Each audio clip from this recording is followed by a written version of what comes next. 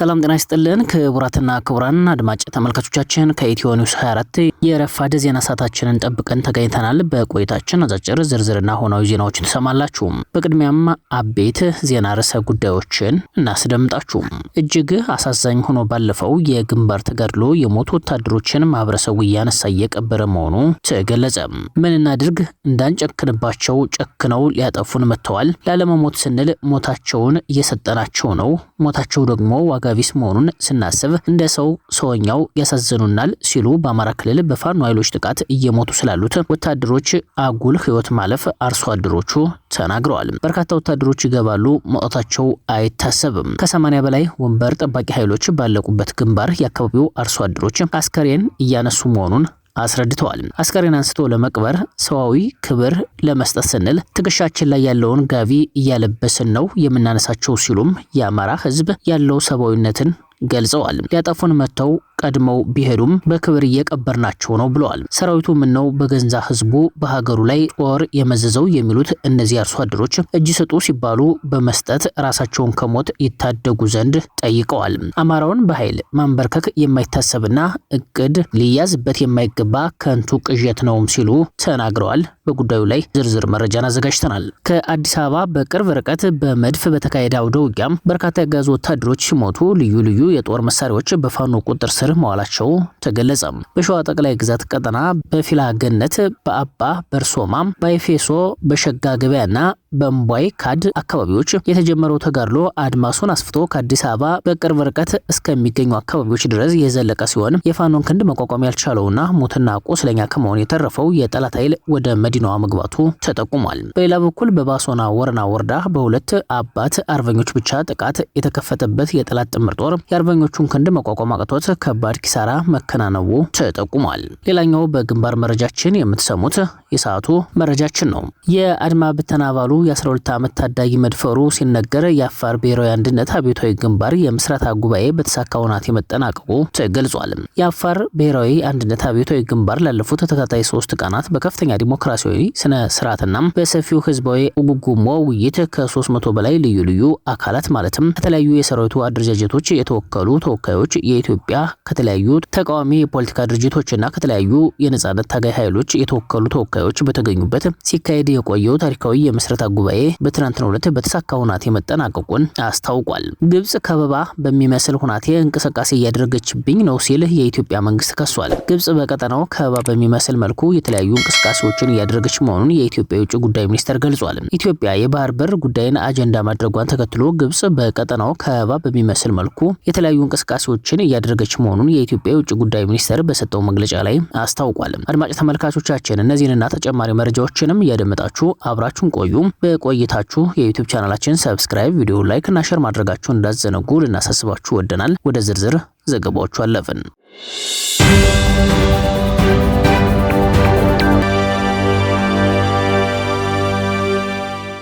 በራያ ግንባር በተደረገ ተጋድሎ 84 የጋዙ ወታደሮች ሲሞቱ 22 ወታደሮች ደግሞ እጅ ከፍንጅ መማረካቸው ተገለጸ። አጋዙ ምንም ነገር ቢጠቀምም ከአማራ ፋኖ አቅም በታች መሆኑን የወሎ ቤተ አማራ አናብስቶች በሰሜን ወሎ ዞን በራያ ቆቦ ወረዳ አስመስክረውበታል። ጠላት ከሌሊቱ 10 ሰዓት የ102ኛ ኮር ፋኖ ኃይሎች በአራት አቅጣጫ ከአጋዙ ሰራዊት ጋር ትንቅንቅ በማድረግ አኩሪ ገድል ፈጽመዋል። የ12ኛ ክፍለ ጦር ቃኝ በጠላት ላይ መብረቃዊ ማጥቃት በማድረግ ከፍተኛ ቁጥር ያለው ሰራዊት በመሸኘት 22 የሚሆኑትን ያጋዙ ስልጣን አስጠባቂ የሰራዊት አባላት ምርኮኛ ማድረግ ችሏል። በአውደ ውጊያው የጠላት የሻለቃና የሻምበል አመራሮችን ጨምሮ የሞቱ ሲሆን አስከሬኑን እንኳ ሳያነሳ ቀሪው ሰራዊት ሽሽት አድርጓል። የ102ኛ ኮር አካል የሆነው የ65ኛ ክፍለ ጦር ሙሉ ኃይል በማስጠጋት በተለምዶ ዋልካ መንደር በመባል ወደሚታወቀው አካባቢና ጮቤ በር በሞርተርና በዲሽቃ ተኩስ በመክፈት ጠላትን ከባድ ምት አሳርፈውበታል። በዚህ ትንቅንቅ የ65ኛ ክፍለ ጦር መካናይዝድ በሞርተር 82 ኢላማውን የጠበቀ ድብደባ በማድረግ በጠላት የጮቤ በር ምሽግ የሞርተር 120ን ሙሉ በሙሉ በማውደም ከፍተኛ ሰብአዊና ቁሳዊ ኪሳራ ማድረስ ችለዋል። በተጨማሪም የ12ኛ ክፍለ ጦር መካናይዝድ በሞርተር 82 ጮቤ በርና አዩብ የጠላት ምሽግ ላይ ኢላማውን የጠበቀ ድብደባ በማድረግ ተኳሾችንና የጠላትን ሞርተር ሙሉ በሙሉ በማቃጠል በጮቤ በር የመጣውን ዙ 23 በዲሽቃ ባልሞ ተኳሾች ግማሽ ጎኑን በመምታት ወደ ኋላ እንዲያፈገፍግ በማድረግ ከፍተኛ ድል አስመዝግበዋል። ከጧቱ 3 ሰዓት በኋላ የኃይል ሚዛኑን ለማዛባት የ12ኛ ክፍለ ጦር ቃኝ በጊደሩ እና በአሚያ አዲስ ዓለም በተባሉ ቦታዎች ተጨማሪ ኃይል በማስጠጋት ጠላት ባልጠበቀውና ባላሰበው ሁናቴ መብረቃዊ ጥቃት ፈጽመውበታል። በመሆኑም የጠላት ሰራዊት በሁሉም አቅጣጫ ወደ ኋላ በመመለስ ወታደራዊ መረጃ እና ኦፒ የሌለው የብልጽግና መራሹ ስርዓት በቸልተኝነትና በዘፈቀደ የከባድ መሳሪያ ድብደባ በማድረግ በአማራ ህዝብ ላይ በዋጃ ከተማ በቅርብ ርቀት ሀብሎ መንደር ላይ በርካታ ህጻናትን፣ አርሶ አደሮችን በግፍ ጨፍጭፏቸዋል። ከተሰዉት ሲቪሎች መካከል የአንድ ቤተሰብ አባል አባትና ልጅ አቶ ደሳለ ሞላ እና የ10 ዓመት ልጅ ፏድ ደሳለ እንዲሁም ጎረቤት አማራ መለሰ የሚገኙበት ሲሆን አባት አቶ መለሰ መስፍን ከባድ ቁስለኛ መሆን በሞትና በህይወት መካከል ይገኛሉ ተብለዋል። ጠላት ከተኩለሽ እና ሾዎች ማርያም እስከ ጮቤ በር አስፍቶ ለመውጣት ቢሞክርም ነበልባሏ ሚኒሊክ እዝ ልዩ ዘመቻና አውጃኖ ክፍለ ጦር በምዕራብ በኩል የመጣውን ኃይል እንዳይንቀሳቀስ በማድረግ የአንበሳውን ድርሻ በመወጣት በቀይ ቀለም ታሪክ ጽፈዋል ተብለዋል። ዙ23 ማራኪዎቹ የቀድሞው ካላኮርማ ክፍለ ጦር ያሆኑ 49ኛ ክፍለ ጦርና የ102ኛ ኮር ቃኝ በጋራ በመሆን የጠላትን የኃይል ሚዛን ለማዛባት በምስራቅ በኩል ጎለሻም፣ ዩጋሪያና አደር ቀበሌና መንደፍራ በመግባት ከእጅ ለእጅ እስከ ዲሽቃና ሞርተር 82 ተኩስ በመክፈት በጠላት ላይ ሰብአዊና ቁሳዊ ኪሳራ በማድረስ ከፍተኛ ድልን አስመዝግበዋል። ጠላት ከላይ በተጠቀሱት አካባቢዎች ሙሉ አቅሙን ቢጠቀምም የ49ኛ ክፍለ ጦር ክንደብርቶችን መቋቋም ባለመቻሉ ገሚሱን ሜዳ ላይ በመቅበርና እድለኛ ያልሆኑትን በየመንገዱ በመተው 2 ኦራል መኪና አስከሬን ወደ ቆቦ ከተማ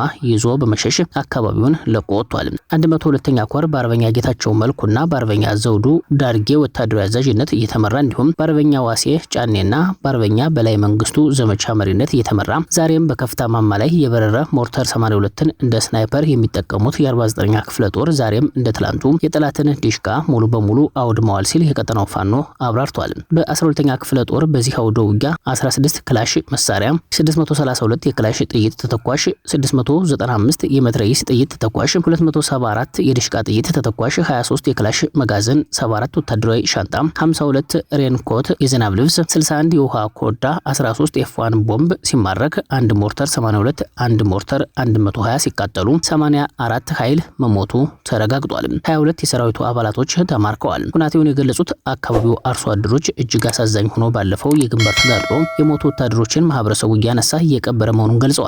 ምን እናድርግ እንዳንጨክንባቸው ጨክነው ሊያጠፉን መጥተዋል። ላለመሞት ስንል ሞታቸውን እየሰጠናቸው ነው። ሞታቸው ደግሞ ዋጋ ቢስ መሆኑን ስናስብ እንደ ሰውኛው ያሳዘኑናል ሲሉ በአማራ ክልል በፋኖ ኃይሎች ጥቃት እየሞቱ ስላሉት ወታደሮች አጉል ህይወት ማለፍ አርሶ አደሮቹ ተናግረዋል። በርካታ ወታደሮች ይገባሉ፣ መውጣታቸው አይታሰብም። ከ80 በላይ ወንበር ጠባቂ ኃይሎች ባለቁበት በዚህ በራያ ግንባር የአካባቢው አርሶ አደሮች አስከሬን እያነሱ መሆኑን አስረድተዋል። አስከሬኑን አንስተን ለመቅበር ሰብአዊ ክብር ለመስጠት ስንል ትከሻችን ላይ ያለውን ጋቢ እያለበስን ነው የምናነሳቸው ሲሉም የአማራ ህዝብ ያለውን ሰብአዊነት ገልጸዋል። ሊያጠፉን መጥተው ቀድመው ቢሄዱም በክብር እየቀበርናቸው ነው ሲሉም አስረድተዋል። ሰራዊቱ ምነው በገንዛ ህዝቡ በሀገሩ ላይ ጦር የመዘዘው የሚሉት እነዚህ አርሶ አደሮች እጅ ስጡ ሲባሉ በመስጠት ራሳቸውን ከሞት ይታደጉ ዘንድ ጠይቀዋል።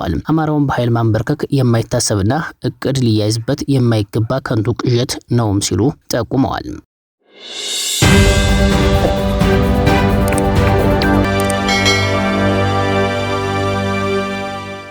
ከአዲስ አበባ በቅርብ ርቀት በመድፍ በተካሄደ አውደ ውጊያ በርካታ ያገዙ ወታደሮች ሲሞቱ ልዩ ልዩ የጦር መሳሪያዎች በቁጥጥር ስር ስለመዋላቸው ተገለጸ። በሸዋ ጠቅላይ ግዛት ቀጠና በፊላገነት፣ በአባ በርሶማም፣ በአይሶፌ፣ በሸጋ ገበያና በእምቧይ ባድ አካባቢዎች የተጀመረው ተጋድሎ አድማሱን አስፍቶ ከአዲስ አበባ በቅርብ ርቀት የሚገኙ አካባቢዎች ድረስ የዘለቀ ሲሆን የፋኖን ክንድ መቋቋም ያልቻለውና ሞትና ቆስለኛ ከመሆን የተረፈው የጠላት ኃይል ወደ መዲናዋ መግባቱ ተረጋግጧል። በሌላ በኩል በባሶና ወረና ወረዳ በሁለት አባት አርበኞች ብቻ ጥቃት የተከፈተበት የጠላት ጥምር ጦር የአርበኞቹን ክንድ መቋቋም አቅቶት ከባድ ኪሳራ መከናነቡ ነው የተገለጸው። በመርጃችን ስንቀጥል የአድማ ብተና አባሉ የ12 ዓመት ታዳጊ ህፃን መድፈሩ ተገለጸ። ቄሳ ትባላለች የተባለችው ህፃን የ12 ዓመት ታዳጊ ስትሆን ተሾመ የሚባል የአማራ ክልል አድማ ብተና አባል አስገድዶ ደፍሯት ሆስፒታል እንደምትገኝ ተገልጿል። ቄሳ አባቷ ደክመውና ለፍተው አሳድገው ልጃቸው በመንግስት ጸጥታ ኃይል አባል ተደፍራባቸው አንገታቸውን ደፍተው በሀዘን ውስጥ ስለመሆናቸው ተጠቁሟል። ድርጊቱ የተፈጸመው ጋይንት ንፋስ መውጫ ከተማ አምባ ማርያም የተባለ አካባቢ ነው። ድርጊቱ የተፈጸመበት ዕለት ደግሞ ግንቦት 13 2018 ዓ.ም ከቀኑ 11 ሰዓት ገደማ ስለመሆኑም ተገልጿል። ባለፈው ወር ባህር ዳር ከተማ ላይ ከሰው ቤት ተቀጥራ የምትሰራን ሴት የአድማ ብተና አባሉ አስገድዶ ደፍሮ በጭካኔ ህይወቷን መቅጠፉ ይታወሳል። ህዝብ ጠባቂ ነው በሚባል የጸጥታ አባል ታዳጊ ህጻናት ላይ ጭካኔ የተሞላበት ግፍ ሲፈጸም መመልከት የተለመደ ሆኖ በአሳዛኝነቱ እንደቀጠለም ነው።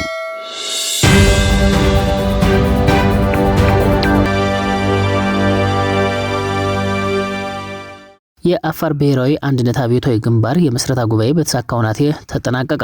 የአፋር ብሔራዊ አንድነት አብዮታዊ ግንባር ላለፉት ተከታታይ 3 ቀናት በከፍተኛ ዲሞክራሲያዊ ስነ ስርዓትና በሰፊው ህዝባዊ ጉጉሞ ውይይት ከ300 በላይ ልዩ ልዩ አካላት ማለትም ከተለያዩ የሰራዊቱ አደረጃጀቶች የተወከሉ ተወካዮች፣ ከኢትዮጵያ የተለያዩ ተቃዋሚ ፖለቲካ ድርጅቶችና ከተለያዩ የነጻነት ታጋይ ኃይሎች የተወከሉ ተወካዮች በተገኙበት ሲካሄድ የቆየው ታሪካዊ የምስረታ ጉባኤ በትናንትናው ዕለት መጠናቀቁ ተገልጿል። ላለፉት ቀናት ሲካሄድ የቆየው የምስረታ ጉባኤ በዋናነት ግንባሩ ወደፊት ለሚያደርጋቸው ሁለንተናዊ እንቅስቃሴዎች መመሪያና መዋቅራዊ መሰረት የሚሆኑና የተለያዩ ባለ 7 ነጥብ የያዘ የአቋም መግለጫና ታላላቅ ውሳኔዎችን ያስተላለፈበት መድረክ ሆኖም አልፏል። የመተዳደሪያ ደንብ ማጽደቅ የግንባሩን ውስጣዊ አደረጃጀት፣ የስራ ክፍፍልና መርሆዎችን በግልጽ የሚያስቀምጠው መተዳደሪያ ደንብ በሰፊው ተወያይቶበት በሙሉ ድምጽ ጸድቋል። የመታገያ አቅጣጫና ፕሮግራም ማርቀቅና ማጽደቅ የአፋርን ህዝብ መብትና ጥቅም ለማስከበር ዘላቂ ሰላምና ልማት ለማረጋገጥ የሚያስችሉ ብሎም በኢትዮጵያ ህገ መንግስት፣ በተባበሩት መንግስታት ድርጅት ቻርተር፣ በአፍሪካ ህብረት ቻርተርና እንዲሁም በሌሎች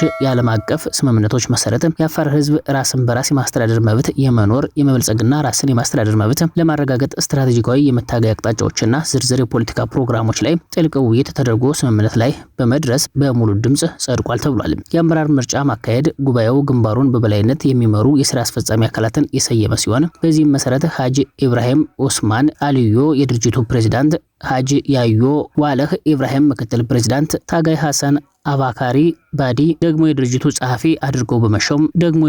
ጸሐፊ አድርገው በመሾም ቀጥሎ ደግሞ ማዕከላዊ ኮሚቴ አባላት እንዲሁም ኢንስፔክሽንና ቁጥጥር ኮሚሽን ጨምሮ የተለያዩ የወታደራዊ የማዕረግ እርከኖችን ያካተተ የመዋቅራዊ ሹመቶችን አጽድቋል። የተለያዩ ውሳኔዎች መተላለፍ ከወቅታዊ ሀገራዊና ክልላዊ ሁኔታዎች መነሻነት ግንባሩ ወደፊት የሚከተላቸውን አቋሞችና የትግል ስልቶች የያዙ ልዩ ልዩ ወሳኝ ውሳኔዎችም ተላልፈዋል። በመጨረሻም ግብጽ ከበባ በሚመስል ሁናቴ እንቅስቃሴ እያደረገችብኝ ነው ሲል የኢትዮጵያ መንግስት ከሷል። ግብጽ በቀጠናው ከበባ በሚመስል መልክ የተለያዩ እንቅስቃሴዎችን እያደረገች መሆኑን የኢትዮጵያ የውጭ ጉዳይ ሚኒስቴር ገልጿል። ኢትዮጵያ የባህር በር ጉዳይን አጀንዳ ማድረጓን ተከትሎ ግብጽ በቀጠናው ከበባ በሚመስል መልኩ የተለያዩ እንቅስቃሴዎችን እያደረገች መሆኑን የኢትዮጵያ የውጭ ጉዳይ ሚኒስቴር አስታውቋል። የውጭ ጉዳይ ሚኒስቴር ቃል አቀባይ አምባሳደር ነቢያት ጌታቸው በሁለትዮሽና ባለብዙ ወገን የዲፕሎማሲ መድረክ የተከናወኑ አብይት ክንውኖችን በማስመልከት ለመገናኛ ብዙሃን ሳምንታዊ መግለጫ ሰጥተዋል። በዚህ ወቅት ከጋዜጠኞች በተለይም የኢትዮጵያ የባህር በር አጀንዳና ግብጽ በቀጠናው እያደረገች ስላለው እንቅስቃሴን በተመለከተ ለቀረበላቸው ጥያቄ ምላሽና ማብራሪያ ሰጥተዋል። ቃል አቀባይ አምባሳደር ነቢያት ጌታቸው በሰጡት ምላሽ ግብጽ በቀጠናው ላይ በምታደርገው እንቅስቃሴም ከበባ በሚመስል መልኩ ውጥረት፣ ትንኮሳ የሚመስሉ ነገሮች በተደጋጋሚ እየታዩ ነው ብለዋል። ቃል አቀባዩ ይህንኑ የግብጽ እንቅስቃሴ አዲስ ነገር አይደለም፣ ለረጅም ጊዜ ሲከተሉት የቆዩና የሞከሩት ስልት ነው ብለውታል። ኢትዮጵያ የባህር በር አጀንዳዋ ምን ያህል አስፈላጊ እንደሆነም አንዱ ማሳያ ይሄ ነው በማለት ተናግረዋል። ኢትዮጵያ ፍላጎቷን ባነሳች ጊዜ ኢትዮጵያን ለማነቅ የሚደረጉ እንቅስቃሴዎች የመጨመርና የመጠናከር አዝማሚያ እናያለን። ይህ ግን የኖረና የቆየ ስልት ነው ያሉት አምባሳደር ነቢያት ኢትዮጵያ ለዚህ ምላሿ የባህር በር ፍላጎት አጀንዳዋን አጠናክራ መቀጠል ነው ሲሉም አሳውቀዋል። ቃል አቀባዩ አክለውም የኢትዮጵያ መንግስት የባህር በር ጉዳይ በሰላማዊ መንገድ መፈታት አለበት የሚል ጽኑ እምነት እንዳለው ገልጸው ይህም የተለያዩ ሀገራት መሪዎች መገለጹን አንስተዋል። አድማጭ ተመልካቾቻችን ለሰዓቱ የተዘጋጁት መረጃዎች እነዚህ ነበሩ። አብራችሁን ስለቆያችሁ ላቅ ያለ ምስጋና አለን። በያላችሁበት ሰናይ ቀን ይሁንላችሁ። በሰላም